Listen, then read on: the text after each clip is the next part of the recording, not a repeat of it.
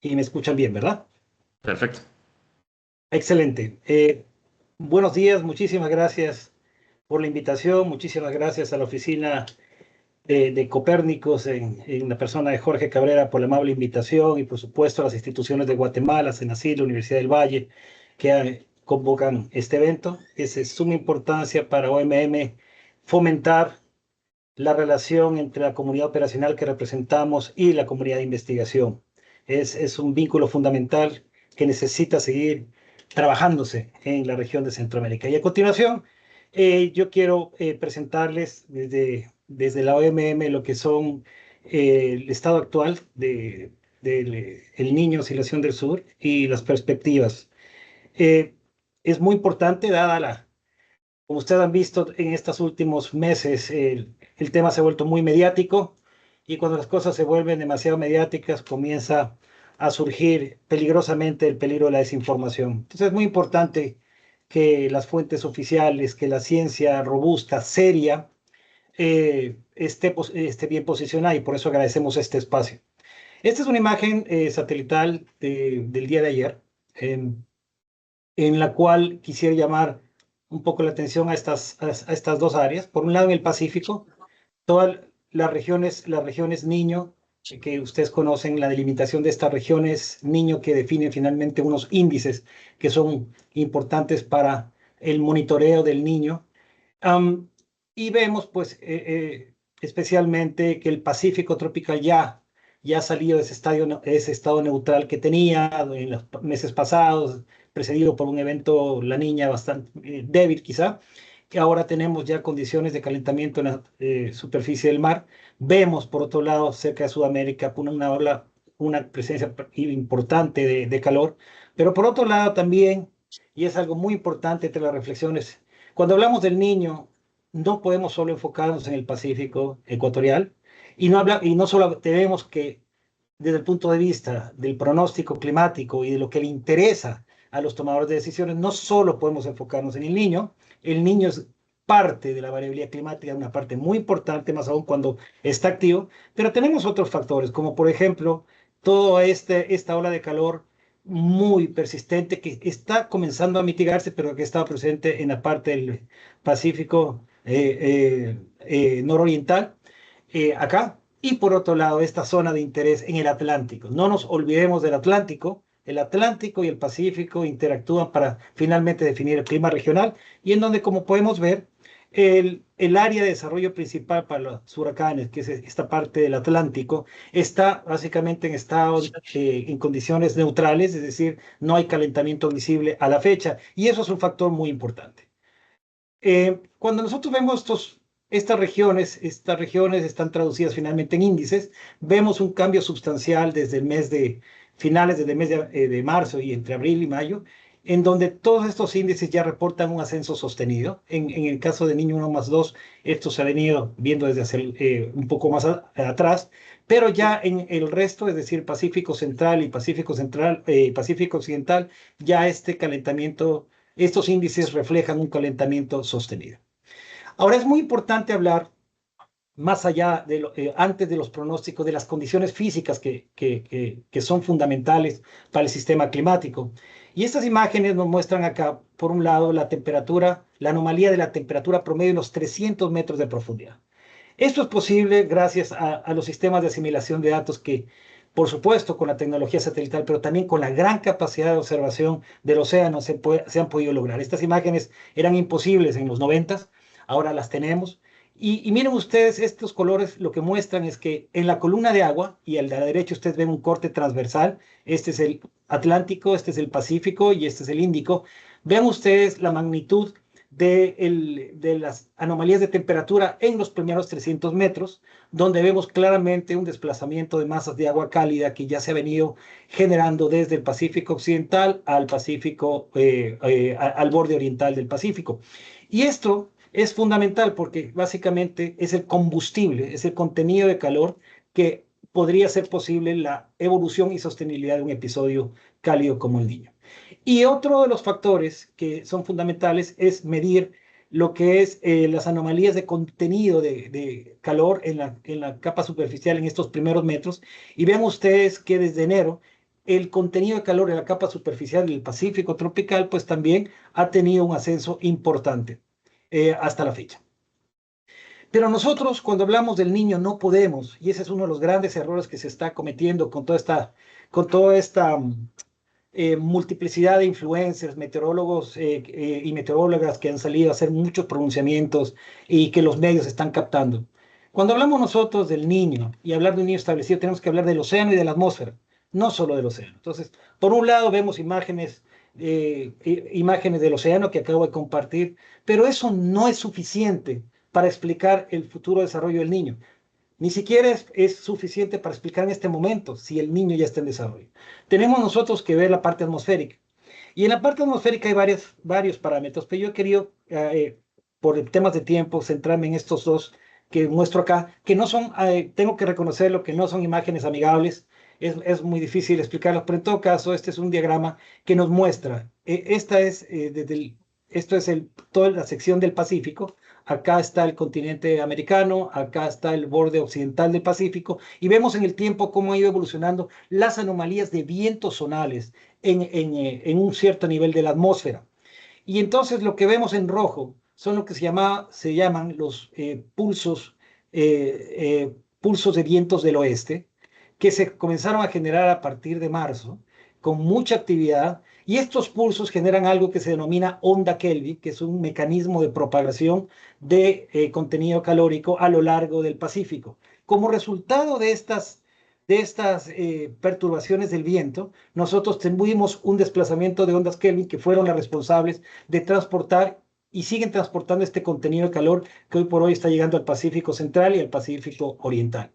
Pero por otro lado, cuando nosotros hablamos de un niño, el niño implica que el océano se comparte de una manera, que la atmósfera responda a esa manera y de esta forma se genera un ciclo de realimentación que permite el desarrollo del evento del niño. El evento del niño es un evento océano-atmósfera. Y básicamente esto nos dice no nos indican las anomalías de alto nivel de la alta atmósfera. Y de momento nosotros no tenemos evidencia de un acoplamiento con el océano. Es decir, que pese a este calentamiento gradual y que está evolucionando, de momento no hay condiciones en la atmósfera que nos permitan decir que ya el niño está en pleno desarrollo, sin perjuicio de que esto pueda ocurrir en los siguientes meses. A continuación, yo quisiera mostrar y compartir especialmente los resultados del sistema de ensamblaje multimodelo de predicción que coordina la OMM y que permite tener una consolidación de los principales modelos globales de pronóstico que son parte del sistema mundial de predicción de la OMM para el periodo junio, julio y agosto, y en algunos casos los siguientes meses. Y como podemos ver, esto ya no es observación. Lo que yo les compartí antes fue lo que estamos observando. Esto ya es pronóstico. Y no es un pronóstico de un modelo, de una fuente, es el pronóstico consolidado de todos estos grandes modelos, en donde está el modelo centroeuropeo, los modelos australianos, de Estados Unidos, etcétera. Tokio, de Alemania, el de Canadá. Y lo que nos dicen los modelos desde el punto de vista de la temperatura del mar, las anomalías de la temperatura del mar para el periodo junio, julio, agosto, es que esta consolidación ya de la estructura térmica, es decir, de las anomalías de temperatura del mar, va a seguirse consolidando. Pero miren ustedes por otro lado, en el Atlántico, para los próximos meses no vemos anomalías significativas en el área de desarrollo principal de los huracanes. Entonces, este dipolo, que por un lado tenemos un Atlántico relativamente estable, relativamente frío, versus un Pacífico que ya configura una distribución de las temperaturas muy típicas de un niño, con este calentamiento sostenido acá, esta pluma que se proyecta hacia Norteamérica y parte de México. Esto es muy importante para definir desde ya lo que puede estar pasando con el clima regional. Y para cuando hablamos de agosto, septiembre, octubre, esta tendencia, miren ustedes, se consolida, se intensifica más, es decir, toda esta configuración se consolida. Y en el caso del Atlántico y en el caso del Caribe, miren ustedes que todavía las anomalías persisten en los pronósticos muy cercanas a lo normal y con leves anomalías cálidas. Es decir, este dipolo entre Atlántico tropical y Pacífico está bastante marcado para el año 2026. Cuando hablamos de precipitaciones, Y estos son pronósticos estacionales. No hay que interpretarlos como promedios de los 3 meses. Para junio, julio, agosto, los modelos son muy consistentes en mostrar un déficit de precipitaciones en buena parte de Centroamérica y el norte de Sudamérica, y más bien y las precipitaciones producidas por toda esta temperatura y esta convección en la zona tropical, más bien en área oceánica, con el inicio modesto de teleconexiones en la parte sur de Sudamérica, en la parte central de México, perdón, de Chile y algo de México. Entonces, todavía las teleconexiones, que son el resultado del acoplamiento océano-atmósfera, son muy débiles, pero comienzan a consolidarse más entre el mes de julio, agosto y septiembre. No mucho, pero comienzan a consolidarse más. En todo caso, el pronóstico de precipitaciones es de un déficit de precipitaciones bastante marcado en la región para estos periodos de pronóstico. Y en caso de la temperatura, como ustedes pueden ver, y desde el punto de vista físico, los modelos simplemente reafirman lo que ya estamos observando. Tenemos un océano Pacífico con mucho contenido de calor desplazándose hacia el continente, con esta ola, este domo de calor persistente también en la parte de México y la costa de Estados Unidos. Entonces, en general, el continente va a estar con anomalías por encima de lo normal y con anomalías mucho más importantes en el istmo centroamericano, que como lo pueden ver y como los modelos globales lo indican. Se ha hablado y se ha especulado muchísimo sobre el super niño, el niño Godzilla y muchas cosas que han sido utilizadas para cosechar likes y visibilidad en las páginas. Desde la Organización Meteorológica Mundial no reconocemos el tema super niño. Hay que tener muchísimo cuidado con eso. Pero aquí hay un análisis que es netamente estadístico de la NOAA, pero relacionada con un índice, el niño 3.4, que a propósito acaba de ser redefinido. Entonces eso también nos implica y nos impone un reto en la comunicación, porque todos los registros anteriores de años pasados, imágenes, están basadas en un índice que acaba de ser reformado. Entonces, si alguien quiere comparar lo que pasó en el 2015, 2016 con la situación actual, utilizando la NOAA, va a estar comparando cosas distintas. Y eso es peligroso. Entonces, y no todo el mundo comprende lo del cambio. El cambio es un tema muy técnico. Lo discutimos el miércoles con todos los servicios y los expertos de la región, los servicios meteorológicos, y tiene sus implicaciones. Pero en todo caso, eh, cuando se ve este gráfico y se lo malinterpreta, la gente cree que cuando hablamos de esta barra y vemos este color aquí, le dice de mayor intensidad, la gente cree que estamos hablando de un 95% de probabilidad de un evento extremo. ¿Sí? Pero cuando se ve bien, cuando se conoce de estadística, vemos que aquí realmente lo que se hace en esta distribución de probabilidades para el mes de octubre, noviembre y diciembre, esta distribución de probabilidades está repartida en varias categorías, y en este caso 13% de un niño muy fuerte, 20% de un niño fuerte, 27% de un niño moderado, que sí son clasificaciones que se manejan en forma más estándar entre los servicios meteorológicos. Sí, hay posibilidades de que sea un niño muy fuerte, pero también hay posibilidades de que sea fuerte y moderado. Entonces, hay que tener muchísimo cuidado con interpretar la información. En cuanto a los huracanes, la temporada de huracanes es algo muy significativo. No podemos hablar solo del niño sin hablar de la temporada de huracanes. Ustedes saben, ya estamos entrando estamos por entrar ya al inicio de la temporada de huracanes. Acá está la climatología y acá están las trayectorias. Este es un pronóstico del más temprano que ha salido, que es de la Colorado State University. Ellos salen mucho antes y ya mencionan acá, sugieren una temporada de huracanes menos activa, pero que igual mantiene el pronóstico de tormentas y, por supuesto, huracanes y huracanes mayores también, ¿no? El pronóstico es por lo menos de 2 huracanes mayores para el próximo año. Y acá tenemos un pronóstico estacional de frecuencia de energía ciclónica acumulada del modelo del Centro Europeo, en el cual se sugiere que, pues, en cuanto a energía de ciclones, acumulada de ciclones, reproduciendo desde A12 de Rodney. En cuanto a la energía acumulada para la temporada de huracanes del 2026, estaría por debajo de la media climatológica, de la media establecida, y en cuanto a la frecuencia de huracanes, también estaría ligeramente por debajo del promedio. Para finalizar, mensajes claves. Según la Organización Meteorológica Mundial, se prevé que a partir de mediados de 2026 se produzca, se desarrolle un episodio del Niño que va a repercutir en las temperaturas y la precipitación a escala mundial y con mucha más intensidad en los bordes del Pacífico, es decir, el continente americano. La OMM señala un claro cambio en el Pacífico ecuatorial, que es lo que he escrito en esta presentación. Las temperaturas de la superficie están aumentando rápidamente y ello sugiere que entre los meses de mayo y julio es probable que vuelvan a darse condiciones características de un episodio del Niño, entendido como un evento océano-atmósfera. La actualización del pronóstico estacional mundial de la OMM, que yo lo que les acabo de compartir, sugiere para la región y por el interés de esta reunión, temperaturas del aire por encima de lo normal y déficit de precipitaciones en Centroamérica para los próximos meses y condiciones no favorables para una temporada de huracanes muy activa.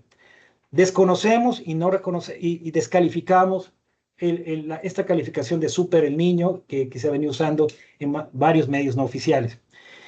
Finalmente, las recomendaciones. Lo más importante acá es que la información actual que tenemos es suficiente para activar los planes nacionales y locales de prevención.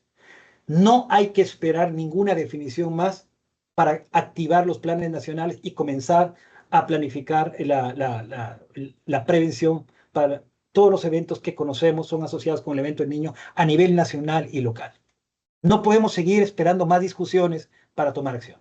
Más allá de la evolución del niño es fundamental usar, a partir de esta información global que he compartido, lo más fundamental a nivel nacional es usar los pronósticos climáticos oficiales de precipitaciones y temperaturas a más corto plazo disponibles en los servicios meteorológicos nacionales y que se actualizan regularmente. No podemos tomar decisiones basadas en la información global. Tenemos que tomar decisiones en base a la información provista por las entidades oficiales en los países, que por supuesto usan como referencia todo lo que yo he compartido, pero que tienen los detalles de lo que sucede a nivel del país. Prever una temporada de huracanes menos activa no implica de ninguna manera descartar el impacto que cualquier huracán mayor puede tener en la región. Basta que un huracán toque tierra para que genere muchísimas pérdidas potenciales de vidas humanas y pérdidas materiales. Entonces, los planes de prevención deben continuar inalterables. Y es fundamental combatir la desinformación, difundir mensajes provistos desde fuentes oficiales y no amplificar la desinformación creciente en las redes sociales mediante su consumo y difusión. Les agradezco mucho por su atención.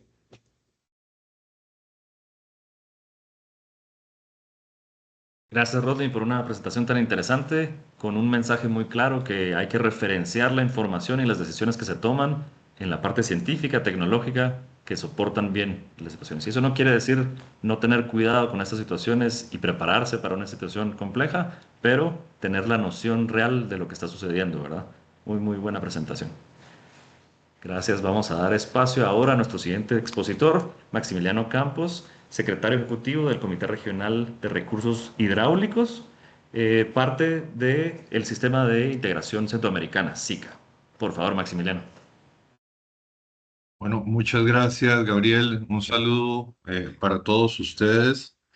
En particular, un saludo muy efectivo para el doctor Monterroso, para el señor Portland de la Universidad del Valle, a Rodney, y por supuesto a nuestro querido amigo Jorge Cabrera, que siempre hace posible que estemos aquí juntos con el equipo Copernicus compartiendo todas estas importantes informaciones.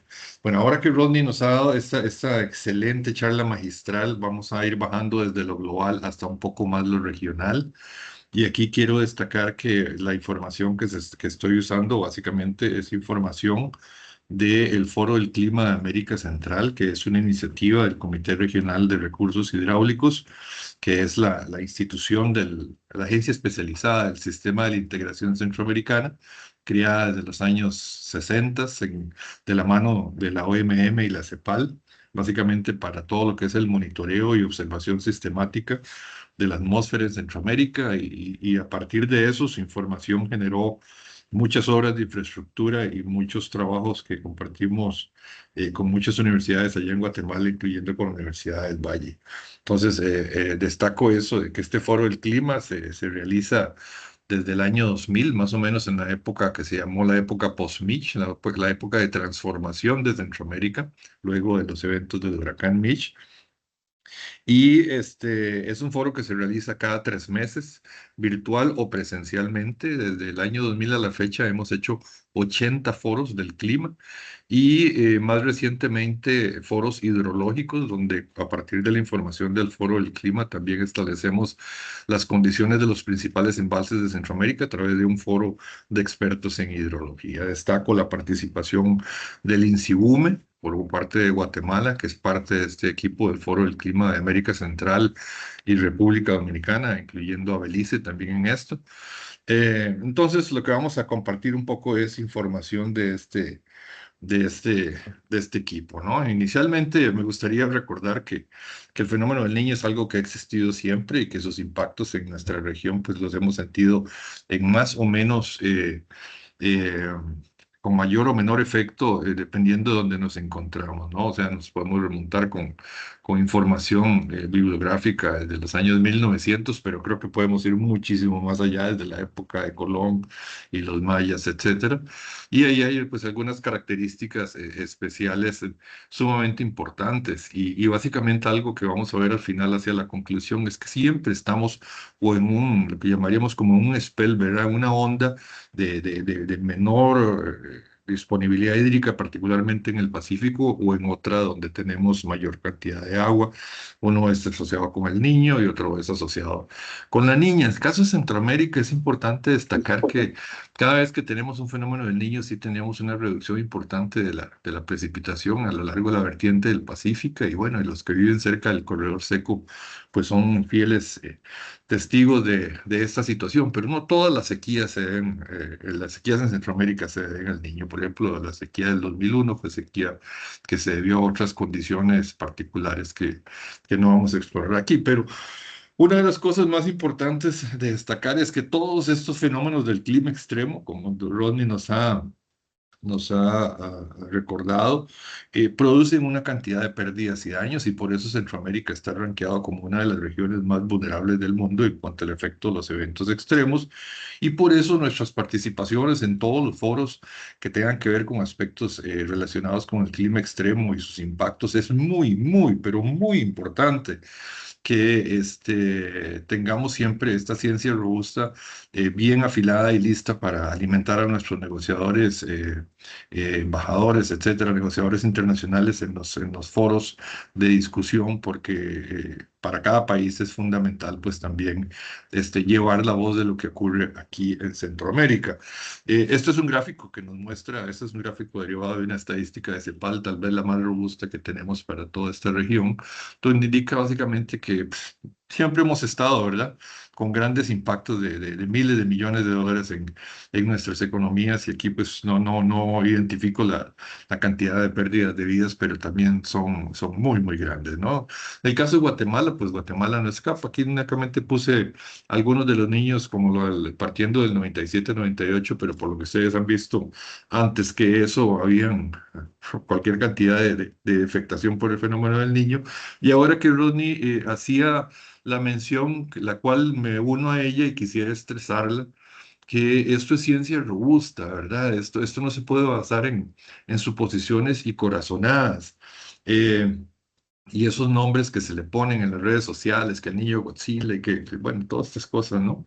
A mí me parece que lo que hacen es generar una falsa sensación en algunos casos de inseguridad, otros de seguridad, y ciertamente para eso están las autoridades competentes, los entes académicos, los institutos meteorológicos e hidrológicos, como en el caso de INSIBUME, las comisiones nacionales para atender el riesgo, caso de CONRED y muchas otras instituciones de gran seriedad en cada uno de los países, pues para que esta transmisión de información se haga sobre las bases correctas.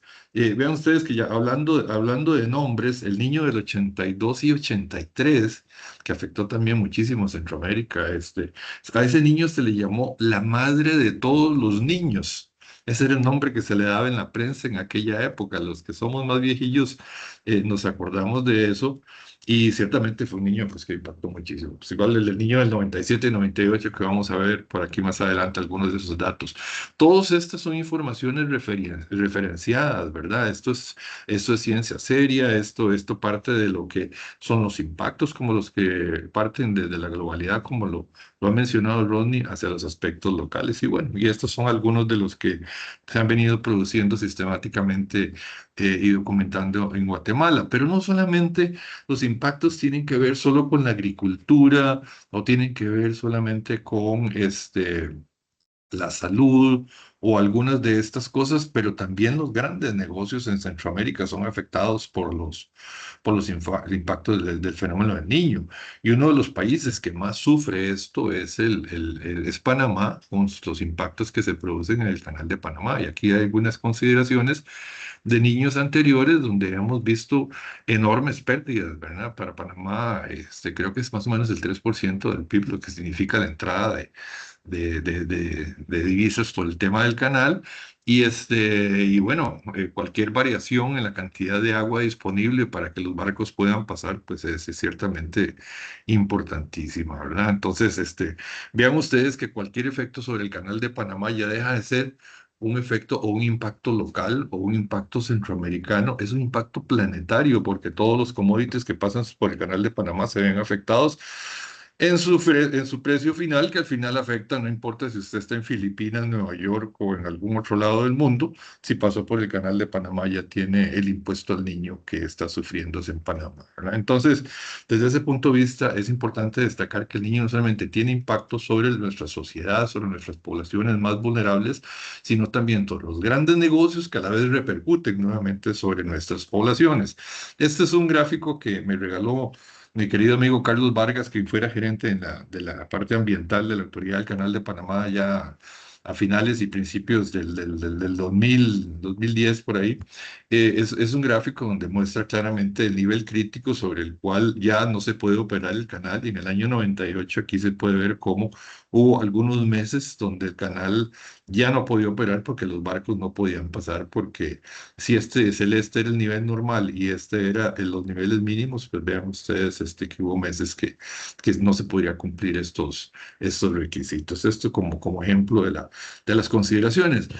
Y luego hay otros efectos aquí en Centroamérica que muchas veces se habla poco, y es que nosotros somos socios comerciales importantes, los países centroamericanos, y uno de los elementos de negocio que más dinámicos en Centroamérica es la energía, y tenemos un sistema interconectado. De hecho, es un sistema que casi se conecta con el sur de México y el norte de Colombia, ¿verdad? Recuerden que todas estas cosas se desarrollaron en la época de la transformación de Centroamérica, que les he escrito como el post-Mitch, y ciertamente Centroamérica dinamizó toda su gestión económico-financiero, y uno de los temas fundamentales fue la interconectividad eléctrica, que muchos conocen pues, que opera en el día a día, a pesar de que no es muy claro para muchas personas. Pero bueno, los efectos sobre lo que sería la energía renovable que tanto utilizamos, países, por ejemplo, como Costa Rica, a veces hemos estado al 99 o al 100% de puro renovable,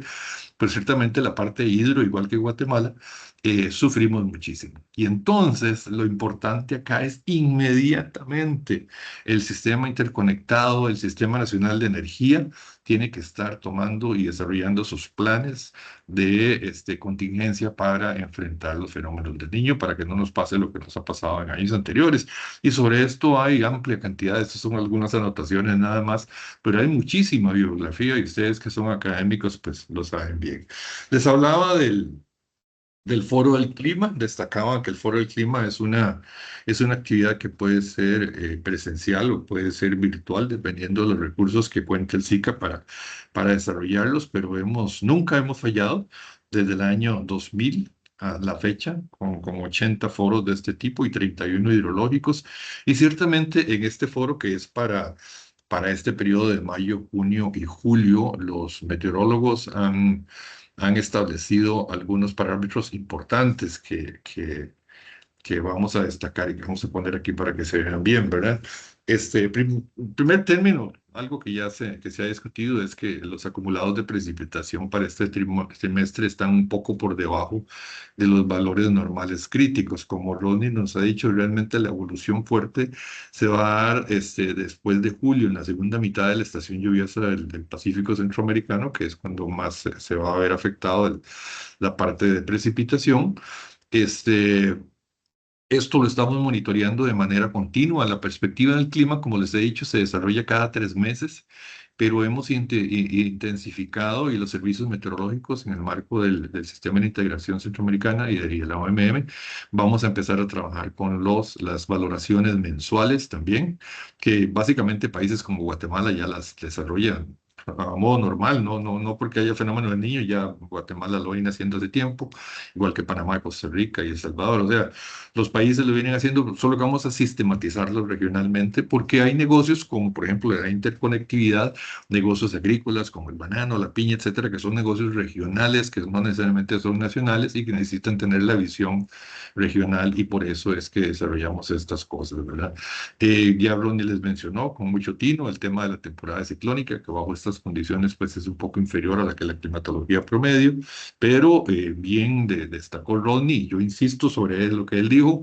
Esto no quiere decir que no llueve, esto no quiere decir que no vamos a tener o podamos tener un sistema que se acerque a nosotros y nos afecte. Recuerde que en Guatemala también nosotros no solamente tenemos los fenómenos que vienen por el Caribe, todos los ciclones tropicales y su familia, depresiones, tormentas y huracanes, sino también en algunas ocasiones la ciclogénesis para la formación de tifones del Pacífico se origina en las costas del Salvador, Guatemala, México, y luego se abren hacia el oeste y presentan condiciones que podrían alterar también las condiciones de lluvia en el Pacífico de Guatemala, el Pacífico Centroamericano también. Entonces, esto es muy importante. Bien. Otra característica que tiene el fenómeno del Niño es que a pesar de que se nos seca el Pacífico, algunas condiciones particulares también aumentan la cantidad de precipitación en el Caribe. Entonces, todos los INAPROX, CONREDS, Comisiones Nacionales de Emergencia, siempre están listos con alertas de prevención por inundación en la parte del Caribe, ¿no? Destaco el hecho también de que el fenómeno del Niño es un fenómeno que también implica eh, unas condiciones especiales para el sector pesquero. Muchas veces nosotros que somos tan continentales, siempre estamos considerando únicamente el sector continental, pero no hablamos del sector pesquero. El sector pesquero sufre mucho también. Recuerden que nuestros pescadores artesanales ahora tienen que meterse muy, muy profundo en el mar con lanchas tal vez no capaces de soportar viajes muy largos, porque los sitios de pesca pues van migrando demasiado fuera de las costas o del alcance que ellos tenían. Entonces es importante tomar en cuenta esa particularidad. Ese es el mapa que produce el Foro del Clima para mayo, junio, julio. El próximo foro es a finales de julio. Vean ustedes que las zonas café son las zonas donde la precipitación estaría por debajo de lo normal. Ahí está la descripción. Ahora hablaron de la zona del Petén. Vean ustedes que está entre lo normal y más bajo de lo normal. También creo que el doctor Monterroso mencionó algo de ese tipo. Los círculos rojos o las figuras rojas es donde están los embalses que se estudian. Y aquí están las zonas de Guatemala, que aquí han mencionado ustedes también, que están bajo lo normal, la zona norte del Petén, la zona de Occidente, Boca Costa, el centro del Pacífico y los valles. Y luego, pues en condición normal, todo el resto que ustedes pueden ver en este cuadro. Por supuesto que alguien puso ahí que si tendrían acceso a las presentaciones, sí. Y si quieren, también les podemos mandar todo el resultado, los documentos de los foros del clima que están a disposición. Todo esto es información pública. También ahí ustedes ven República Dominicana y todo el resto de Centroamérica. Esto es el foro hidrológico. El foro hidrológico lo que hace es que toma las valoraciones del foro climático, las transforma en números con climatologías satelitales. Por eso trabajos como los que hace Copérnicos para nosotros son importantísimos, ¿verdad? Y nosotros las transformamos en datos en tierra, los modelamos, los pasamos por los operadores de los embalses, y vemos a ver cómo van a estar para los próximos meses. En el caso de Guatemala tenemos tres lugares, San Pedro, Coyolate y Ostúa. Son los tres sitios que básicamente se mantienen bastante normal. Recuerden que la respuesta de las cuencas es un poco más lenta, ¿verdad? A la respuesta de la lluvia. Entonces, en ese sentido, pues también vamos teniendo un pequeño lag que se llama o retraso en la manifestación del impacto, pero ya esperamos que para los próximos 3 meses y bajo los pronósticos que Rodney bien nos describe, vamos a tener condiciones pues muchísimo más serias. Hemos venido produciendo una serie de boletines derivados de todas estas cosas. Nosotros transformamos esto en boletines especiales, un poco más didácticos para escuelas, colegios, jóvenes o personas que no están muy involucradas con las ciencias de la Tierra. Y pues un poquito también otros, también más técnicos para algunas otras comunidades, pero todo esto lo venimos haciendo y lo seguiremos haciendo de forma seguida.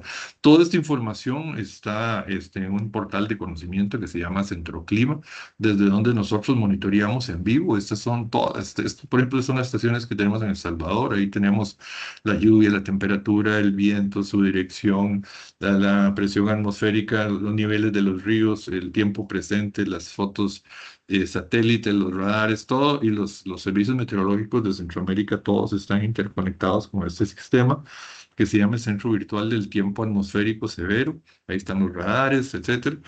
Y ellos están viendo no solamente el clima de su país, sino el clima de todo Centroamérica. ¿Por qué? Porque fenómenos como el Niño o fenómenos como los huracanes, los ciclones tropicales en general, son fenómenos de grandes dimensiones.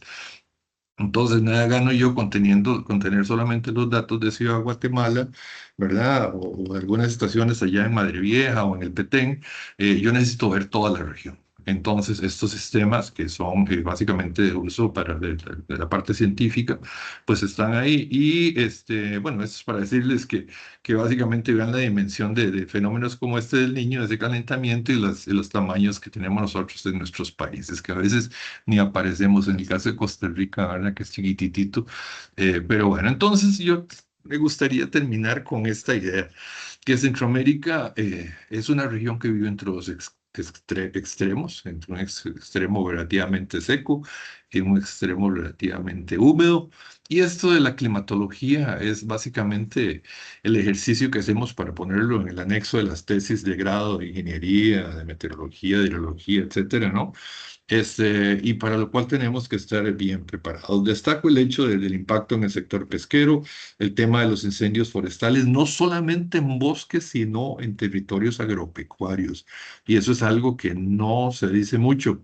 Los impactos en los sistemas forestales, parques nacionales y todo eso, a mí me parece que los ministerios del ambiente hacen un trabajo enorme, es increíble, junto con las comisiones de emergencia tipo CONRED, pero también los sectores agropecuarios sufren mucho de estos incendios que se derivan de viento más fuerte, etcétera.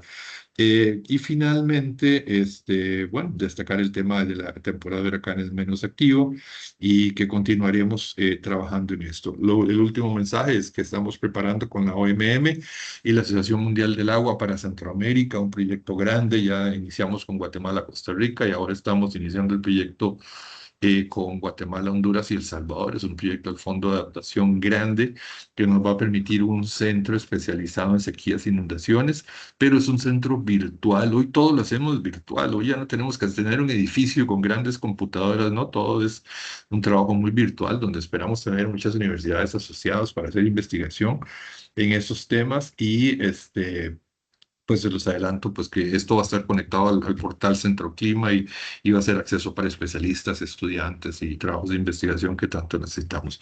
Pues hasta ahí yo me voy a quedar, voy a dejar de compartir y agradecerles mucho y felicitarlos por la iniciativa, a los socios del Grupo Copérnicos que siempre nos tienen en cuenta y que para nosotros es fundamental también seguir los buenos trabajos que están haciendo. Muchas gracias, Gabriel. Maximiliano, muchas gracias. Y en efecto, muy interesante la forma de aterrizar, pero al mismo tiempo decir que este no es un problema localizado, es un problema global, ¿verdad? Que puede afectar Así al es. sector productivo, que puede afectar las partes privadas públicas de un país como de una Ujú. región completa, ¿verdad? Así es. Mil gracias. Diego Inser y Jorge Cabrera. ¿Sí? Sí, es solo que nos dice Rafael que está también en otro aeropuerto, que si lo puedes pasar antes de Diego, antes de que lo llamen a abordar. Por supuesto, por supuesto. Si está Rafael por ahí, le damos paso. Les agradezco por favor si le pueden dar los permisos necesarios. Eh, Vamos a tener a Rafael López, director de Información Geográfica, Estrategia y Gestión de Riesgo del Ministerio de Agricultura, Ganadería y Alimentación, MAGA de Guatemala. Por favor, Rafael. Muchas gracias. La conexión, la presentación la va a transmitir Rubí, Rubí de Maga. Ella está también conectada. Si me hacen favor de darle el acceso a ella. Por supuesto, Y sí, no, Rubí. y no sé si necesito autorización, pero no me deja activar mi cámara. Agradezco al equipo técnico también si podemos habilitar por ahí, tanto Gracias. a Rubí como a Rafael. Gracias.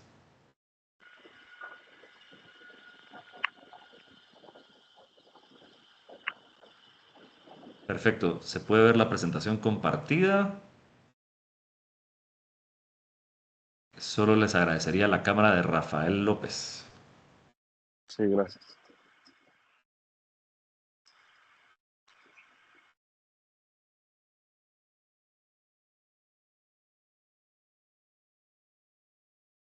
Y Gabriel, ¿ya tiene permisos, Rafael, para poder abrir su cámara? Por si puede probar, por favor.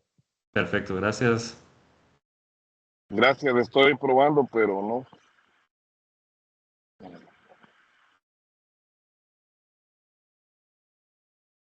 No puedo abrir la cámara, perdón.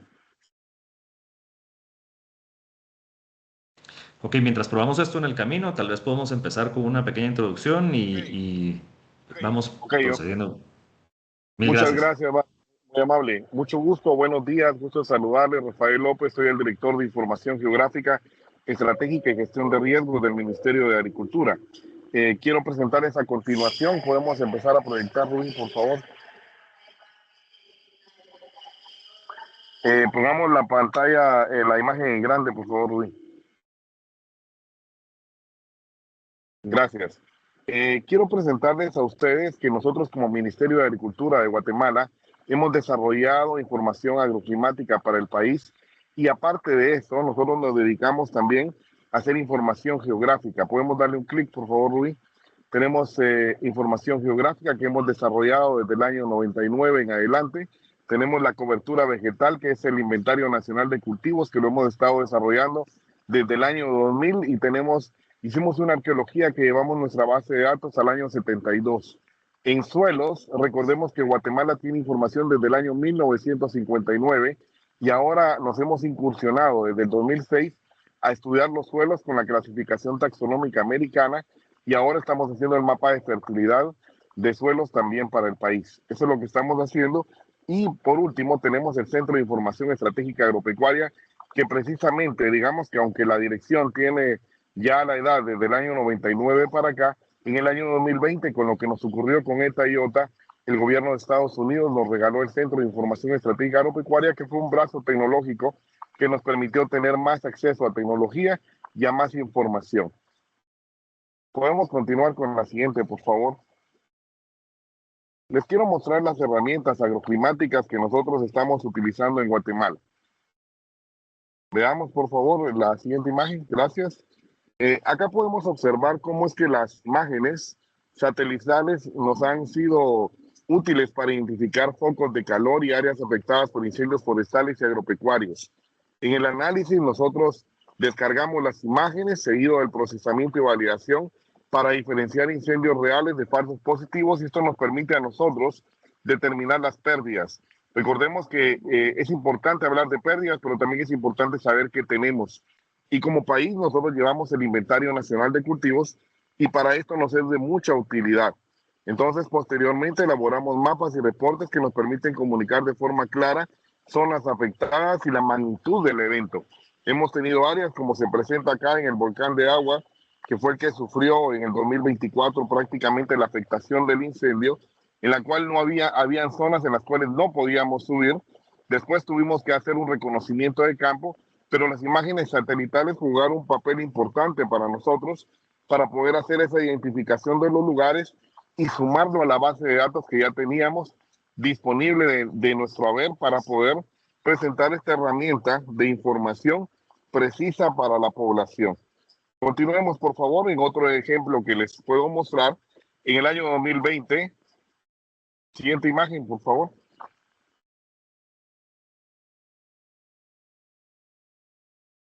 Tropical Eta Iota, en el cual en estos eventos que tuvimos, las imágenes satelitales nos fueron fundamentales para monitorear la evolución de la lluvia, inundaciones y afectaciones en áreas agrícolas, y estos insumos facilitaron el análisis de daños y apoyaron la identificación de territorios vulnerables para la atención de emergencias.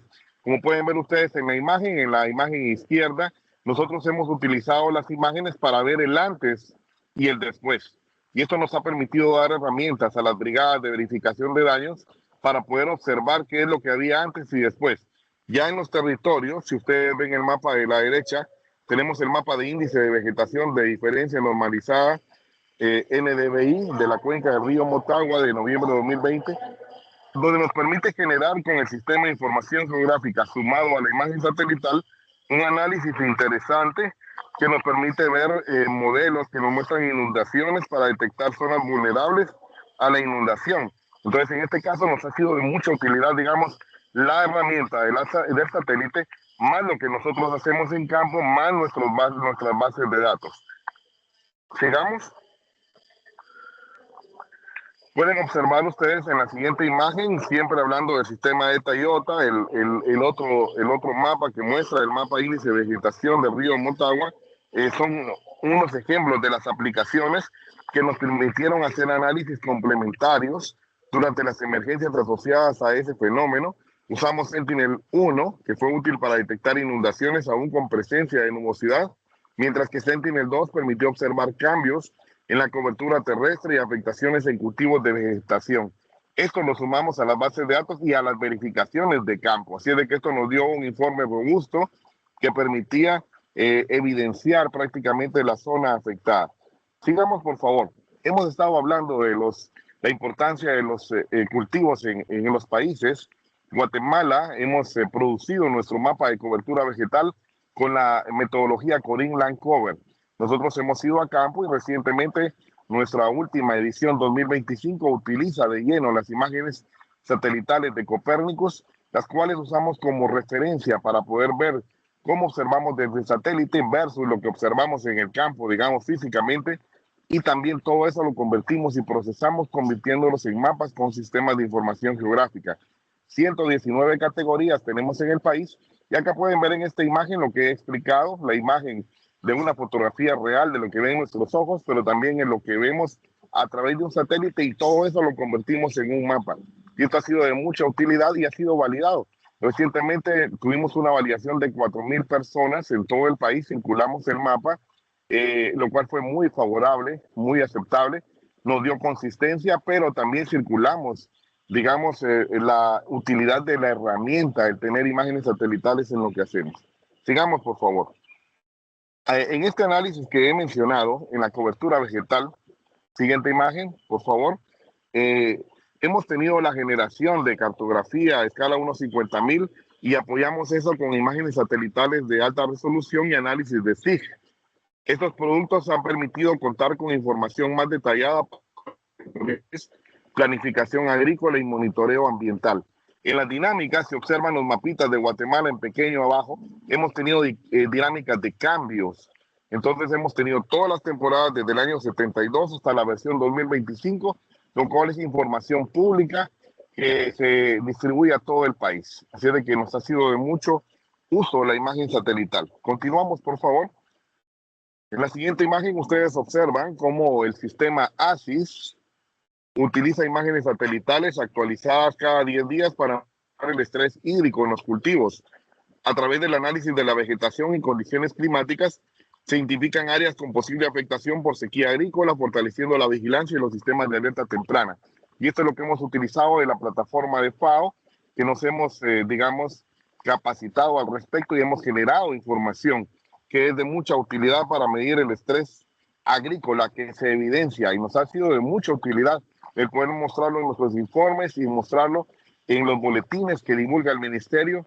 Estamos generando boletines los días lunes, los viernes, y también estamos entregando un informe todos los días que son de mucha utilidad para hacer nuestro análisis. Continuemos, por favor. Hemos estado utilizando este sistema de evaluación de desastres y agricultura, GADAS, que es una plataforma que hemos incorporado en nuestro quehacer. Esta fue una capacitación que nos dio el gobierno de Estados Unidos para poder complementar el análisis agroclimático mediante información satelital de datos de monitoreo global, y esta herramienta ha sido utilizada como apoyo para evaluar amenazas, identificar impactos potenciales y fortalecer la generación de reportes técnicos para el sector agropecuario. Así de que nos hemos convertido en usuarios de este tipo de datos también, que a la larga lo traducimos en información que se le baja el nivel técnico también para llevarlo a los extensionistas y por ende a los agricultores que asistimos. Continuemos. Lo que estoy resaltando es que prácticamente las imágenes satelitales para nosotros en el Ministerio de Agricultura ha constituido uno de los principales insumos para el análisis agrometeorológico. Como ejemplo, identificar los sistemas, escuchar al rector del clima, es muy importante escucharlo y entenderlo y traducir esos datos y tener clara la vulnerabilidad de los territorios que se oficializan como vulnerables versus los sistemas de información que nosotros también tenemos. Continuemos, por favor. Acá tengo un ejemplo, digamos que en una conferencia de prensa, el siguiente, por favor, el hablar del polvo del Sahara, digamos que el Ministerio de Salud pudiera decir que tienen que usar la comunidad mascarillas para poder protegerse. Nosotros evaluamos las zonas y también explicamos el nivel, primero, de fertilidad que le produce natural a las plantas, y segundo, nos permite dar recomendaciones también útiles y prácticas para poder saber manejar este tipo de temas. Así de que nos ha sido de mucha utilidad el poder accesar a este tipo de datos. Continuemos. Como había mencionado, nosotros hacemos monitoreos agrometeorológicos. Quiere decir que nosotros nos centramos en el análisis que nos da a diario el rector del clima, y ese monitoreo, ese análisis diario que presenta el rector del clima, lo traducimos también en una recomendación agropecuaria. Mostramos la vulnerabilidad, utilizamos nuestro sistema de información, utilizamos la información que nos da el rector del clima, que es el INSIBUME, y emitimos recomendaciones a la población. Como ustedes observan, ahí en rojo estamos marcando que estamos hablando de cultivos amenazados, de amenazas de la fase lunar y recomendaciones que son de mucha utilidad. Esta es una traducción prácticamente de la información técnica científica, convirtiéndola en datos útiles. Continuemos, por favor. Las imágenes satelitales, entonces, nos han ayudado a nosotros a estar al tanto de los fenómenos que se avecinan. Como se ha mencionado, cada fenómeno tiene un impacto y se convierte el impacto en datos para el país. Entonces tenemos que llevar una memoria histórica que nos permite a nosotros también hacer un análisis de años recurrentes en los eventos para poder entender el año actual también. En la última imagen, por favor, la siguiente. Acá quiero mostrarles un ejemplo en el cual tuvimos una comunidad que sufrió un daño en cuanto a sus cultivos, cultivos de brócoli, papa, maíz, por ejemplo, y estoy hablando de 111 hectáreas, pero en costo económico nos parecía muy elevado cuando se presentó el informe de parte de los extensionistas. Hicimos el análisis mediante la imagen satelital, como ustedes observan, hicimos el polígono, determinamos los polígonos a través del sistema de información geográfica, fuimos a campo también, fuimos a tomar la georreferenciación y de esa manera pudimos determinar, si ustedes observan en la derecha, que la pérdida era real. O sea que aparte de lo que ve el satélite, lo que ven los ojos más los datos, juntando esos elementos, se constataba prácticamente el daño que sufrieron estos agricultores y por ende también ameritaba entregar este informe para darles la ayuda precisa. Entonces las herramientas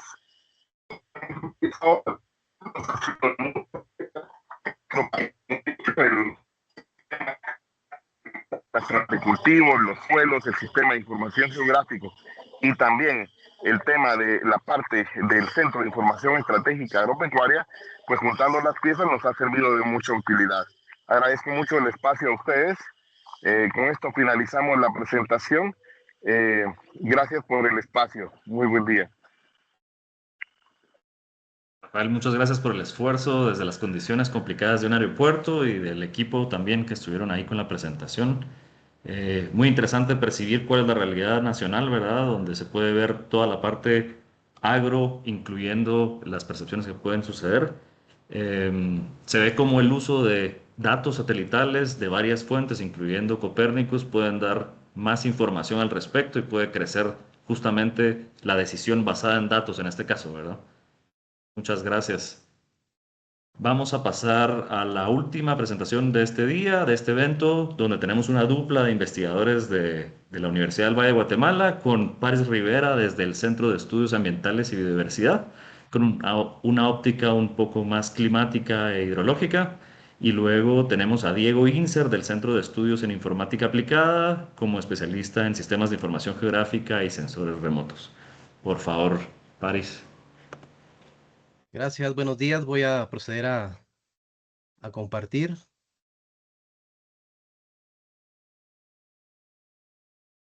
Y me informan si pueden observar la presentación. Correcto, sí se ve perfecto, gracias. Gracias, pues un gusto saludarles.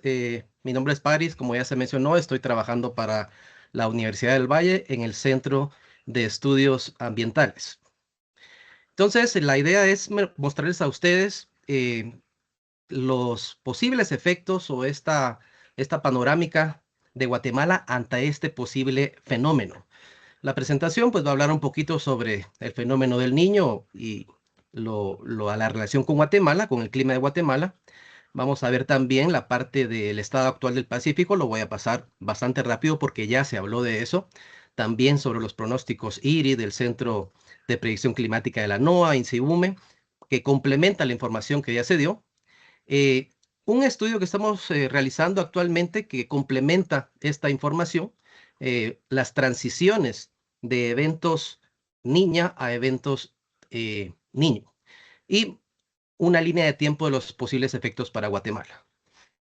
Como ya se mencionó, pues el fenómeno del Niño no es solo el único forzante climático o fenómeno climático que influye en el clima para Guatemala, pero sí es uno de los más importantes. También podemos mencionar otros, como por ejemplo la oscilación multidecadal del Atlántico, el índice del Atlántico norte tropical, la oscilación decadal del Pacífico, que estos modulan y pueden ayudar a intensificar, a retardar o inhibir ciertos procesos del fenómeno del Niño.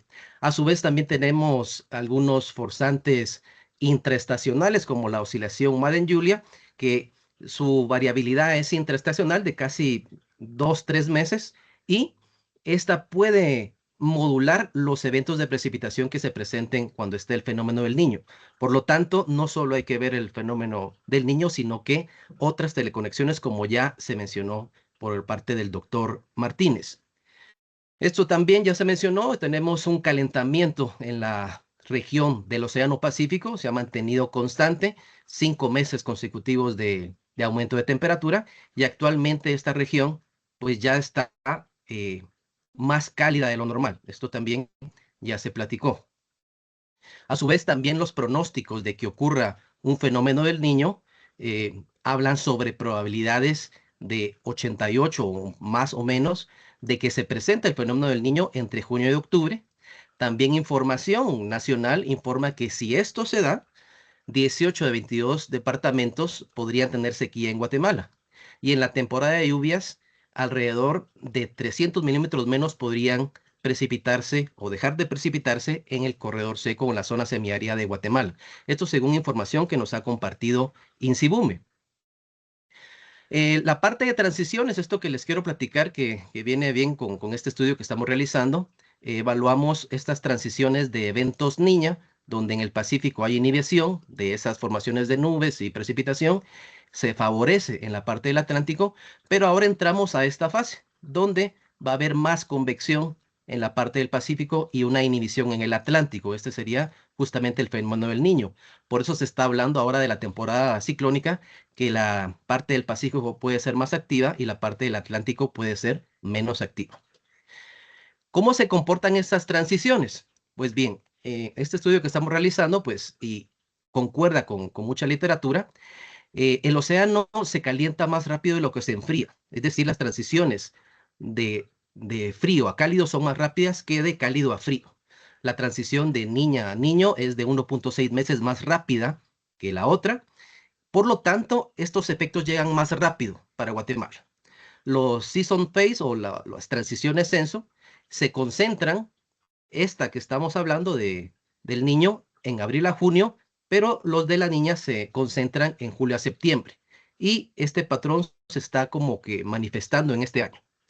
Por lo tanto, el análisis con estaciones de Guatemala, 48 estaciones de INSIBUME y análisis de 23 transiciones similares a las que se está pronosticando, nos proponen que pudieran existir algunos déficits basados en años análogos. Estamos escogiendo los años que han presentado o un comportamiento parecido al que se está pronosticando.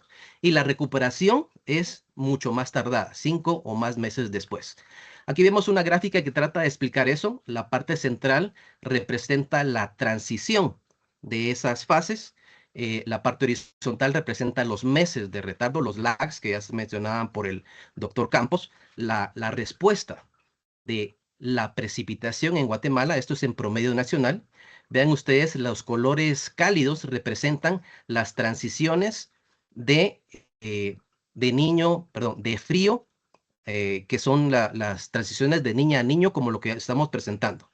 Si la transición se centra en esta parte, vemos que la disminución de lluvia se presenta meses antes, se mantiene meses después y su recuperación es 5 meses después. Los colores fríos representan las transiciones de cálido a frío. Cuando se presentan fenómenos de la niña, las variaciones de precipitación son menores, pero un poquito cercano a la transición empieza a subir la precipitación y se mantiene. Hay entonces una asimetría entre estas dos transiciones. Basado en los pronósticos de los modelos dinámicos y estadísticos que nos presentan instituciones de investigación, vemos que el promedio, aquí vemos el promedio de los modelos dinámicos, proponen un calentamiento bastante grande y acelerado, y los estadísticos mantienen el mismo comportamiento, pero un poquito más bajo. Nosotros estamos haciendo un pronóstico basado en este de acá, porque encontramos como que más similitud estadística entre este comportamiento y este, en la búsqueda de la metodología de años análogos. Basado en eso, tenemos algunos años parecidos que podrían presentar presentaron un comportamiento similar a lo que se está pronosticando. Repito, los modelos dinámicos proyectan un calentamiento muy acelerado, se usaron modelos estadísticos y vemos que el año 72 tuvo un niño muy fuerte, el año 77 un niño moderado, el 2002 fue un niño moderado, el 2009 un niño moderado y el 2023 también fue un niño fuerte. Y son similares a ese comportamiento que se está pronosticando. Si ese pronóstico se cumple, lo que tendríamos para Guatemala sería esto. En mayo estaría cruzando la temperatura o manteniéndose la temperatura arriba del promedio, y tendríamos el inicio del déficit para las regiones de Boca Costa. Quiero aclarar que los lags que vimos anteriormente en la gráfica también lo tenemos para cada región de Guatemala. En junio sería el segundo mes que se mantiene más cálido, habría más déficit pronunciado en el Pacífico. Esto basado justamente en el promedio de precipitación de los años que escogimos anteriormente. En el segundo mes podría empezar la canícula, que podría extenderse hasta agosto. Bueno, de hecho, julio y agosto son los meses de canícula, pero se habla de una canícula que puede durar entre 8 a 10 semanas, según lo que nos ha comunicado INSIBUME en algunos reportes. Si esto sucede, en agosto se estaría declarando el fenómeno del niño como tal, ya que pasarían más de, 3 meses con temperaturas superiores. El niño estaría consolidado en el mes de septiembre, sería el pico de ese fenómeno. Estaríamos con un niño activo en octubre, teniendo temporadas irregulares en septiembre y octubre, y en noviembre podría llegar el decaimiento. Si esto sucede para Guatemala, tendríamos lo siguiente. Miren ustedes, la parte de temperatura, podríamos esperar temperaturas más cálidas en prácticamente todos los meses que nos esperan. A partir de este mes ya se presentan temperaturas más cálidas de lo normal, pero esperaríamos que todos los meses siguientes fueran más cálidos. ¿Qué tan cálidos? 0.2 a 0.5 grados Celsius. Tampoco es mucho, pero si esto lo vemos ya a nivel regional, sí que cambian algunas regiones. En precipitación, mayo esperaríamos, aunque no se está perfilando así, que fuera normal, que fuera con una cantidad de precipitación normal. Y los demás meses sí presentarían algunos déficits importantes. Repito, esto es en comparación con los años en donde hemos percibido cierta similitud a lo que se está pronosticando. Precipitaciones menores que pueden tener déficit de entre 10 y 30% de precipitación mensual. Y la canícula podría ser algo intensa. No toda Guatemala responde igual. Hay diferencias por sus regiones. Tenemos 8 regiones en Guatemala y el tiempo de respuesta, el tiempo de transición es diferente. ¿Qué podríamos esperar basado en esos lags para cada región? Los lags son el tiempo de retardo y respuesta de un fenómeno hacia la precipitación, en este caso en Guatemala. Estamos hablando del máximo, la máxima diferencia de temperatura del Océano Pacífico con la máxima diferencia de precipitación encontrada con las estaciones de Guatemala. En Boca Costa podría ser julio, el mes más deficitario. En el Pacífico estaría de julio y agosto. En los valles de Oriente en agosto, en el altiplano central en septiembre, en Occidente agosto, en la franja transversal sería en julio. En el norte no encontramos una relación clara, ni tampoco en el Caribe. Aquí no hay mucha relación, congruente con varios estudios que no encuentran una relación clara entre el fenómeno del Niño y la parte del Caribe, porque está más influenciada por la situación de la temperatura del océano Atlántico. Impactos esperados, un impacto alto en toda la parte del Pacífico. Podríamos tener déficits importantes en la región del Pacífico y también estas partes fronterizas con nuestros países vecinos, Salvador y Honduras. Déficit medio en toda esta parte de Guatemala, la parte central, parte del altiplano, y sin afectación teórica en la parte norte y Caribe del país. Conclusiones, para ir más o menos rápido: la sequía asociada al Niño llega de forma abrupta, el calor estará afectando en casi todo el país, con mayor vulnerabilidad en la parte del Pacífico, Boca Costa y valles de Oriente. En el Pacífico se prevé una canícula prolongada, aproximadamente de 10 semanas, pero recordemos que la canícula no significa, o esta sequía de medio verano o midsummer drought, como se dice en inglés, no es que no llueva, sino que disminuye la lluvia, lo cual podría ser severo. También se esperan temperaturas altas que podrían tener anomalías en algunas regiones de 0.5 o incluso a 2 grados más de lo normal. El corredor seco, o mejor dicho, la zona semiárida de Guatemala, podría llegar a tener un déficit de 300 milímetros en esta temporada de lluvias, lo que podría afectar algunos cultivos. Recomendación global, entonces, anticiparse a estos eventos, prepararse para reducir estos impactos. Esta información pues la obtuvimos de varias instituciones, las cuales ustedes pueden ver aquí. Muchas gracias. Gracias por la presentación, muy interesante ver cómo se aplica realmente y puede haber esta posibilidad de complicación, entonces hay que estar listos antes de tiempo. Diego, por favor. Ya me toca. Correcto. Voy. Perfecto. Listo. ¿Sí me escuchan?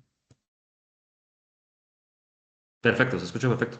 Nítido. Entonces, buenos días a todos. Soy Diego Inser y mi parte de participación en este webinar es darles como que el enfoque del cómo el niño afecta a Guatemala desde la óptica monitoreo satelital con las herramientas de Copernicus, porque al final Copernicus nos permite generar información y establecer en cierta forma un monitoreo. Entonces, tenemos que inicio con esta pequeña pregunta para que al final de la presentación ustedes me ayuden si se aplica o no aplica, y es básicamente que el niño puede favorecer las condiciones para que se presenten sequías e incendios en Guatemala, pero contamos con algún monitoreo oportuno y suficiente. Entonces, es importante mencionarles de que ahí está. Copérnicus nos ofrece varios servicios, entonces gracias a estos servicios nosotros podemos acceder a cierta información y con base a esa información generar datos. Entonces Copérnicus tiene 6 servicios que son vigilancia atmosférica, vigilancia marina, vigilancia terrestre, cambio climático, seguridad y emergencias. Entonces aquí vamos a enfocarnos más que todo en el servicio de cambio climático porque y aparte también Copérnicus nos ofrece su constelación de satélites que dependiendo del estudio que nosotros queramos utilizar, la información de ese satélite es al que vamos a acudir. Pero también hay que entender que no hay que ver todo esto como un aislado, sino que están interconectados tanto el clima como la cobertura terrestre, como los eventos extremos. Entonces, esa interacción necesitamos como que crear esa información interrelacionada para que nosotros podamos tomar la mejor decisión posible a la hora de eventos extremos hidrometeorológicos, tanto sequías como inundaciones. Y aquí es un ejemplo del servicio de cambio climático. Esta es información que ustedes pueden consultar en el portal de Copérnicus de cambio climático y lo que les quise mostrar aquí son diferentes puntos de Guatemala. Está Sanarate del Progreso, San Mateo Ixtatán y San Andrés Petén, más o menos la Laguna del Tigre. Y lo que les quiero presentar es cómo ustedes como usuarios de Copérnicus pueden ir al portal, consultar el área de interés y ver cómo se ha comportado históricamente la temperatura. Y aquí les quise poner las anomalías que presentan las 3 regiones diferentes y si se dan cuenta a lo largo de la serie histórica de la climatología vemos como los tres lugares han ido como que incrementando la temperatura con el paso del tiempo. Entonces ustedes pueden ir consultando esa información gracias a la información de Copérnicus. Y también les puse también como que otra forma de la temporalidad de cómo se comporta la temperatura a lo largo del año y vemos que hay un patrón de febrero a más o menos junio que podemos ver como que esos picos rojos de temperaturas máximas que presentan los 3 lugares. Entonces es una forma de que ustedes desde el sitio de su computadora pueden ir a Copérnicus y consultar información en el área de interés o varias regiones de interés. Entonces, ustedes pueden obtener esta información y descargarla para sus propios análisis. Aquí también les puse para los 3 mismos lugares cómo se ha comportado la precipitación histórica a lo largo de los meses y con una climatología desde el 91 hasta el 2020. Y les puede servir también como con lo que mencionó Pari. Sabemos que va a venir déficit de lluvia, entonces nosotros nos tenemos que anticipar y si tenemos información auxiliar, tenemos que nos puede ayudar a que podamos acudir a nuestras autoridades y decirles, miren, preparémonos porque sabemos que se nos vienen meses difíciles y es como la ventaja de tener esta democratización de la información a través de la plataforma Copérnicus. Y también, ¿por qué se relaciona con la cobertura terrestre? Porque necesitamos identificar dónde están nuestros usos de la tierra. Necesitamos saber cómo gestionar el territorio a la hora que presenten estos fenómenos hidrometeorológicos, tanto sequías como inundaciones, para tomar acciones y adaptarnos frente a esos fenómenos que sabemos que se nos vienen. Y también gracias a la constelación de satélites de Copérnicus, como por ejemplo el Sentinel-1, Sentinel-2 y Sentinel-3, nosotros podemos crear mapas de cobertura vegetal. Pero también tenemos que entender que para crear estos mapas de cobertura vegetal tenemos que saber cómo es que se crean cómo podemos crear esos mapas y básicamente la base científica está en el espectro electromagnético, ya que cada superficie que nosotros veamos en la superficie terrestre te va a responder de una manera que absorbe o refleja el espectro electromagnético y gracias a las bandas que tiene Sentinel-2, estos recogen esa absorción o más que todo la reflexión de la superficie de la Tierra y nosotros con eso podemos identificar qué cobertura terrestre hay.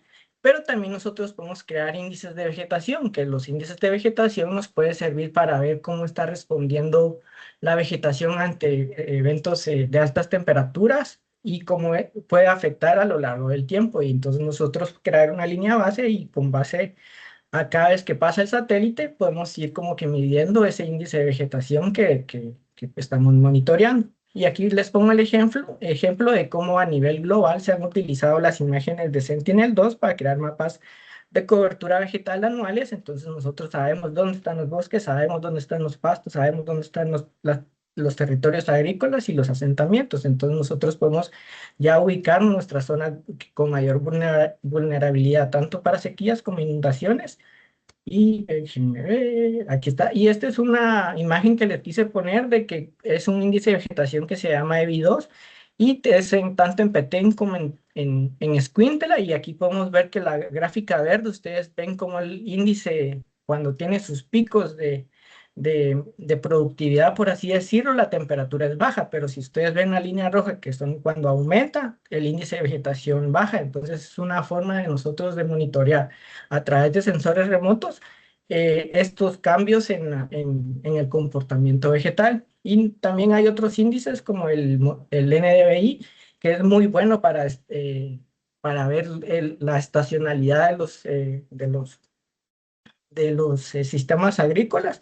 Y también podemos utilizar el EVI2, que también está enfocado a, digamos que ya masas más que todo forestales. Y también tenemos el NDFI, que se usa para medir degradación forestal dentro de cobertura forestal. Entonces, si se dan cuenta, hay una diversidad de índices que nosotros podemos aplicar a través de las bandas de Sentinel-2 y nosotros podemos evaluar cómo el impacto del calentamiento global está afectando la cobertura vegetal. Y no solo se trata de la cobertura vegetal, sino también nosotros podemos inferir a través de Sentinel-3 esas islas de calor en asentamientos humanos y ver cómo se han comportado esas islas de calor a lo largo del tiempo y tomar medidas más que toda la población vulnerable, que son los niños y las personas de la tercera edad. Y digamos que aquí también me quise enfocar de uno de los eventos extremos que sufre Guatemala, que son los incendios forestales, ya que sabemos que el niño va a crear las condiciones. Si sabemos que van a venir condiciones de sequías, sabemos que las coberturas forestales y agrícolas son vulnerables, entonces nosotros tenemos que, en cierta forma, mitigar ese impacto de los incendios en el territorio. Entonces, ¿por qué es importante medirlos? ¿Cómo podemos medirlo? Porque sabemos que ocurren de manera remota, algunos lugares no tienen acceso. Podemos crear modelos hoy en día con datos que tenemos y detectar si un punto de calor tiene el potencial de convertirse en un incendio. Y si no tenemos la capacidad de frenar el incendio forestal, tal vez cuantificar el impacto para tomar medidas de compensación. Y con esto también podemos generar una línea base para poder tratar de ver qué es lo que está pasando en el territorio, si hay un factor en común que está causando los incendios forestales. Aquí está. Y aquí también les puse esta gráfica que se encuentra en la Estrategia Nacional de Gestión del Fuego de Guatemala y podemos ver el comportamiento de los incendios forestales que casa mucho con la época en que Guatemala presenta, o las regiones que les mostré, coinciden en que en febrero a junio o mayo, digamos que las temperaturas incrementan y es como que la época donde más incendios forestales hay. Pero no hay que olvidar lo que mencionó Paris. Tal vez tenemos ese grado de retardo que a lo mejor no se manifiesta actualmente, pero a través del tiempo se va a manifestar tarde o temprano ese impacto del niño en Guatemala o ese impacto de déficit de precipitación en Guatemala. Y aquí también les quise mostrar una nueva plataforma que tiene Copernicus, que es el Global Wildfire Information System. Entonces, esto es un repositorio que ustedes pueden acceder también a través de cualquier computadora con conexión a Internet. Y lo que están mostrando aquí es, por ejemplo, los puntos de calor que hubo el miércoles. También les muestra los eventos de puntos de calor de hace 7 días y los eventos de puntos de calor de hace 30 días. Entonces ustedes pueden ir jugando con esa disponibilidad de información y irla como que procesando según las necesidades que ustedes quieran, a la pregunta que ustedes quieran responder. Y aquí también les quise mostrar de que también este sitio de Copernicus tiene como que la información histórica de cómo se han comportado los incendios durante una línea del tiempo y cuál es la tendencia actualmente. Y si nos damos cuenta, según la información de Copernicus, digamos que hubo más áreas quemadas en el 2026 respecto a la línea base. Entonces es una fuente de consulta que nosotros podemos utilizar para ver cómo está la situación actual en Guatemala. Y también les quise poner de que esta información puede ser descargada para que ustedes las puedan analizar, ya sea en sus instituciones o a nivel de investigación según sus necesidades. Y la ventaja de todo esto es que es información abierta. Digamos que el Sentinel-3 pasa cada día, entonces es información que se genera cada día. Entonces ustedes pueden descargar esa información y ir creando su propio repositorio de información. Y un ejemplo que les quise poner utilizando también una plataforma que es el Copernicus Browser, de cómo se pueden identificar los incendios forestales utilizando Sentinel-2. Y básicamente ustedes cuando van al Copernicus Browser es como ustedes ven como que la plataforma así y ustedes tienen como que estas opciones para poder visualizar alguna región en Guatemala de interés. Aquí nos ubicamos en la Laguna del Tigre y les quise poner la Laguna del Tigre porque es un sitio recurrente de incendios forestales. Entonces, gracias a la combinación de bandas, nosotros podemos poner esta combinación de la banda 12, la 11 y la 8 porque nos permite identificar de mejor forma dónde están ocurriendo los incendios forestales.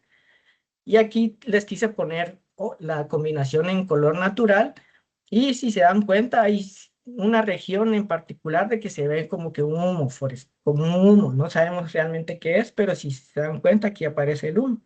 Y si nosotros volvemos a la combinación 12, 11 y 8, y si nos damos cuenta en la misma región que les señalé, hay como que un color naranja. Entonces, si nosotros le hacemos zoom, ahí se lo señalé, podemos ver e identificar que está ocurriendo un incendio forestal. Entonces, nosotros con eso podemos, tal vez no prevenir el incendio, pero sí podemos cuantificar el efecto del incendio forestal de una manera ya contabilizando en hectáreas. Y también para decirles que también el INAH, en conjunto con la CONRED y el CONAP, tienen su sistema de monitoreo de incendios forestales. Entonces, esta plataforma de cómo funciona a través de detección de puntos de calor, estos se mandan a los regionales y los regionales comprueban si realmente el punto de calor se transforma en incendio forestal. Entonces, Guatemala sí cuenta con un sistema de monitoreo forestal para combatir los incendios forestales, pero sin embargo, digamos que es necesario desarrollar herramientas que nos permiten en cierta forma prevenirlos y tal vez mitigar el impacto en las hectáreas de Guatemala.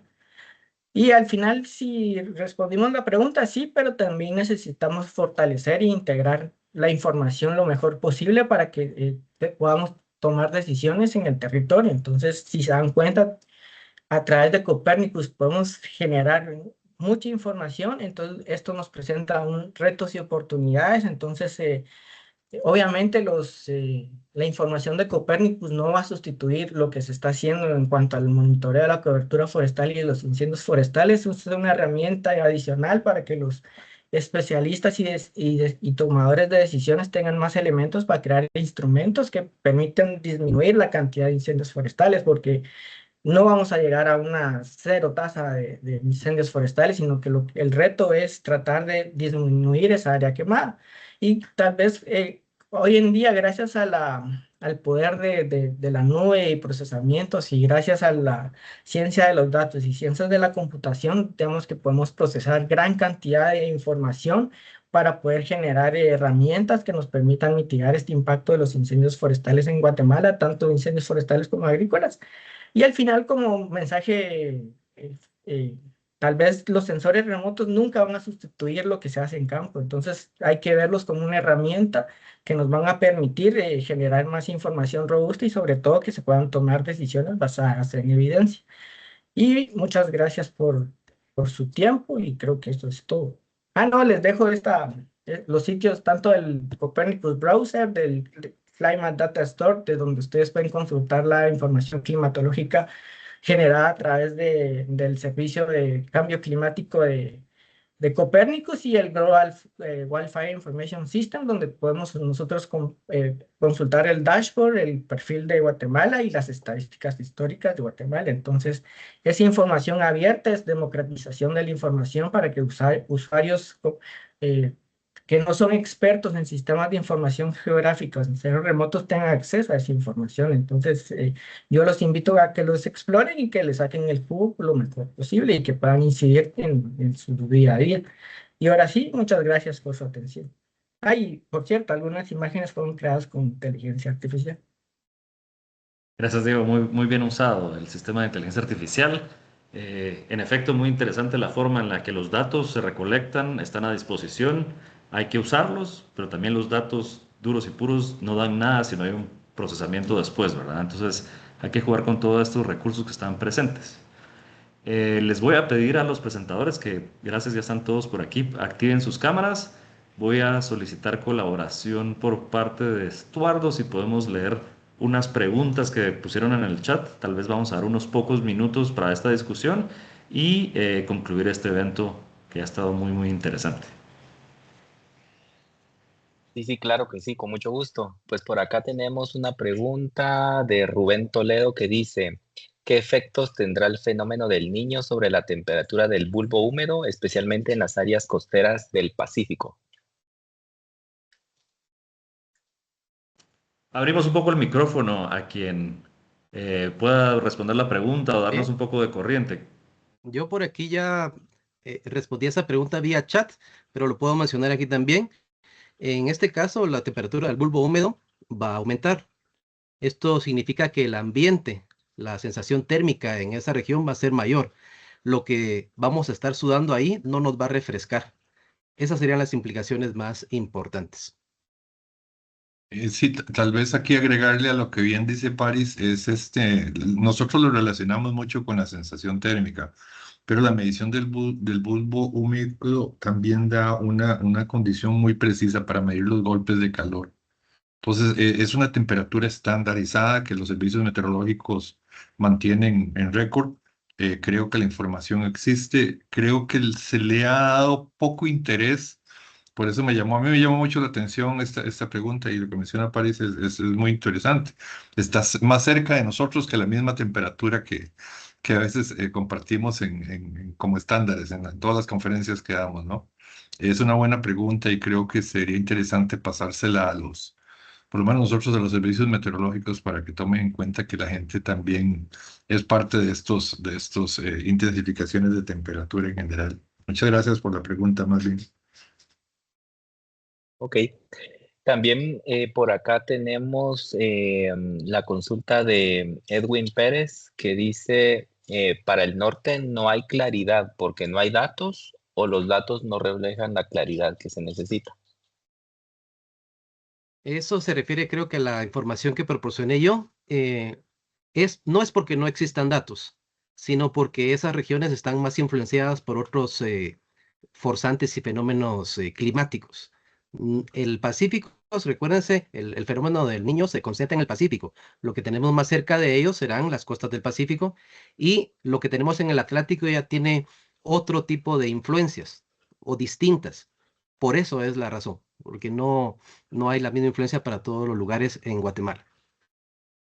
Lo más relevante de esto, Gabriel y colegas, es que hay que distinguir claramente que Centroamérica tiene básicamente dos vertientes muy bien distinguidas. Caso Guatemala tiene las montañas, los altiplanos, todo esto también, que complica los aspectos de meso y microescala del clima. Pero para que la gente entienda, porque veo que muchas preguntas son muy específicas sobre puntos que en la costa, que en la montaña, que en el altiplano, etcétera. Y para eso tendríamos que tener una red sumamente densa que no tenemos, ¿verdad? Ni siquiera teniendo la red tenemos capacidad de mantenimiento, que es algo muy preocupante en el tema meteorológico en este momento en el mundo, ¿verdad? Entonces, a mí me parece que cada vez que nosotros presentamos algo relacionado con la climatología centroamericana, tenemos que hacer clara referencia de en qué vertiente estamos hablando. Con esto lo del fenómeno del Niño, yo mencioné al final que la caracterización indica que tenemos escasez de agua, digamos, en el tema de precipitación en el Pacífico, pero el Caribe puede tener connotaciones un poco diferentes. Y ahí es a donde surge otro aspecto que son las oportunidades que el fenómeno puede brindar a ciertos sectores también.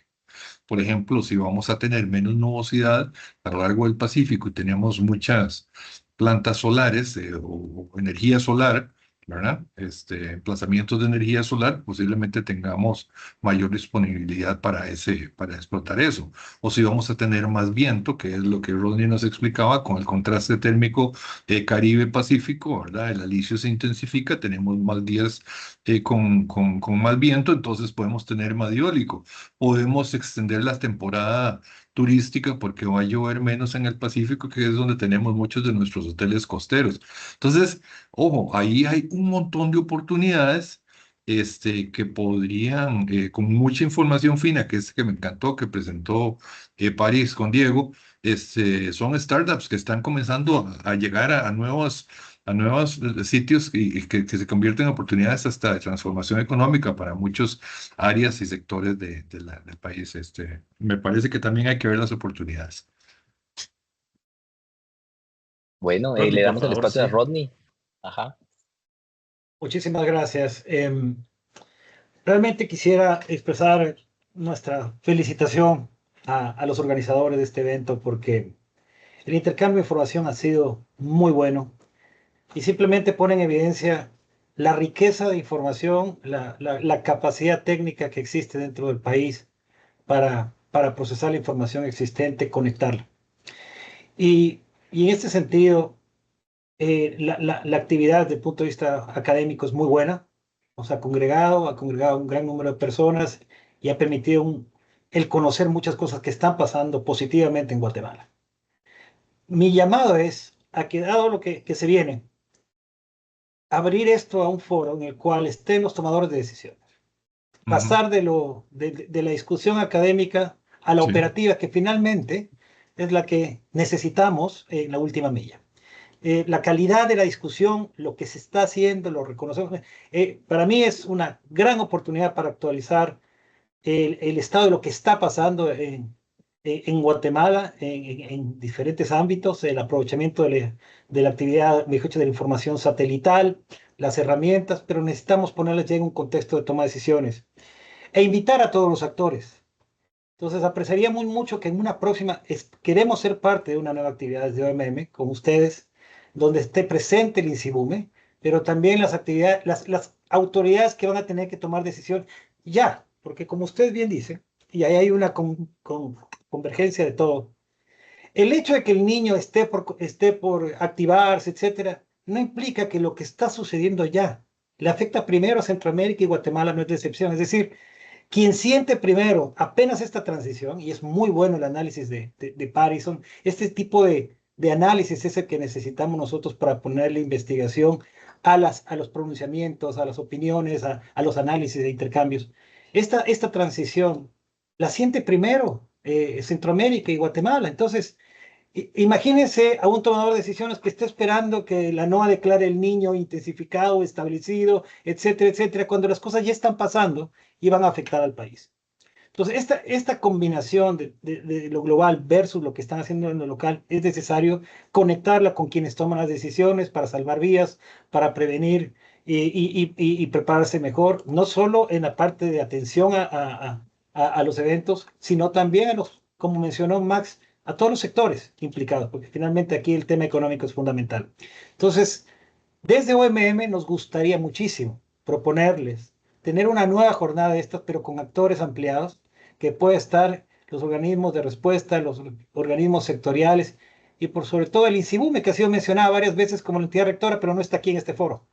Entonces es importante juntar fuerzas. Finalmente, a todo lo que nos interesa es el beneficio de los países, el beneficio de Guatemala, en este caso, en este foro. Entonces, y nosotros con muchísimo gusto desde OMM, y estoy seguro que con más desde el CRRH podemos seguir apoyando este tipo de esfuerzos, de integración de esfuerzos con una sola visión, que es el bienestar del país. Felicitaciones nuevamente y gracias por hacernos parte de este evento. Gracias, Rodney. En efecto, tomamos eso muy, muy a pecho, decir que tenemos una colaboración potencial internacional a estos niveles, ¿verdad? Este nivel académico que se ha demostrado hoy. Agradecemos mucho y vamos a darle seguimiento a esa oferta sin duda alguna. Voy a aprovechar para responder tal vez una o dos preguntas donde mencionan la parte de datos en sí, cómo llevar esto a los autores, a los personajes que tienen que tomar decisiones, ¿verdad? La parte de los datos, como bien se ha demostrado el día de hoy por todos nuestros expositores, está a la disposición. Está abierto y está listo para usarse a diferentes niveles con los diferentes sectores. Una parte importante de esto es el procesamiento de datos que se debe dar para poder masticar la información y llevarla a cada uno de los personajes con las características necesarias. Es decir, la información está abierta y la podemos usar desde ya sin ningún costo, sin ningún problema, la mayoría. Hay que aprovecharla, está a la disposición y el equipo de Copernicus claramente lo ha demostrado todo este tiempo. Tratemos de asimilarla y llevarla a los personajes correctos para poder hablar al respecto. Con esto vamos a dar el cierre con unas palabras de Jorge Cabrera, que ha estado aquí tras bambalinas juntando a todos. Jorge, por favor. Gracias, Gabriel. No, gracias a los organizadores. Bueno, yo me incluyo en parte de los organizadores, por supuesto, ¿verdad? Y en particular a la Cenacita, a la Universidad del Valle, al Grupo Copérnicos y a nuestros queridos amigos expositores. A mí realmente me llena de orgullo ver cómo hemos venido fortaleciendo las capacidades del manejo de la información geoespacial en Guatemala. Creo que ya estamos identificándonos en el mapa de los países que estamos avanzando a eso. Falta mucho por recorrer, por supuesto, ¿verdad? Pero vamos por buen camino y creo que con el esfuerzo y la articulación de todo vamos a seguir avanzando. Yo solo quería mencionar, bueno, aparte también de agradecer a la Unión Europea, ¿verdad? Porque la Unión Europea ha estado siempre apoyando al Grupo Copérnicus Guatemala, al igual que en otros países, ¿verdad? En los próximos días vamos a tener una en Costa Rica y esa articulación, esa integración de diferentes disciplinas, de diferentes plataformas es fundamental. Y el llevar esta información, como bien dice mi querido amigo Rodney, a los decisores políticos, pero creo que también, como lo está haciendo el Ministerio de Agricultura con las mesas agroclimáticas locales, llevar la información al territorio, ¿verdad? Porque a veces, si no actúa la parte pública, digamos, los fenómenos siempre se presentan y la gente siempre tiene la capacidad de tomar sus propias decisiones para aumentar su seguridad. Y solo un tema quería también agregar a lo que ya se ha mencionado. Es que aparte del impacto humano, que por supuesto está en el frente de nuestra atención, también hay un impacto muy severo en la biodiversidad, con los incendios, las olas extremas de calor, etcétera. Ya estamos viendo en el oriente del país como se están muriendo unos pericos, en otros casos, cómo padecen las iguanas, en el Petén, cómo padecen las distintas especies, ¿verdad? Por la falta de agua, porque el agua es un elemento vital para todos los que habitamos este hermoso planeta. Entonces yo les agradezco, estamos a las órdenes y vamos a seguir fortaleciendo las capacidades de nuestro país, de la región centroamericana, de América Latina, en que estas decisiones que tienen fundamento científico se trasladen a tomas de decisión política y que sean de acopio de la gente que no maneja, digamos, tantas tecnologías, sino que sean informados por su celular, etcétera, etcétera.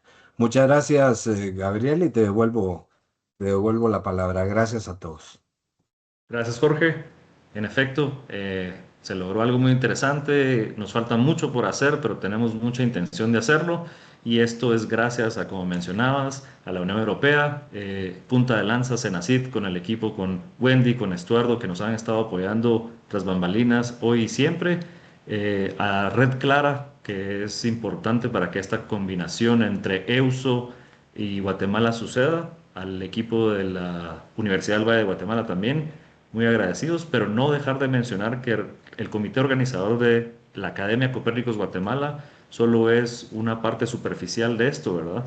Es una intención, es un esfuerzo que comenzó hace 2 años y medio ya, con muchos miembros de los diferentes sectores académicos, privados, públicos, que tienen la intención de poder usar este tipo de tecnologías y avanzar más como país. Les agradecemos a todos los participantes, Maximiliano, Rodney, Diego, Paris y Rafael, que se nos escapó, pero con la colaboración de su equipo, con Ruby y demás. Muy agradecidos por esta cátedra que nos dieron y esperamos verlos muy pronto. Les agradecemos por este evento. Feliz día a todos, Gracias. todas, gracias. Estén bien.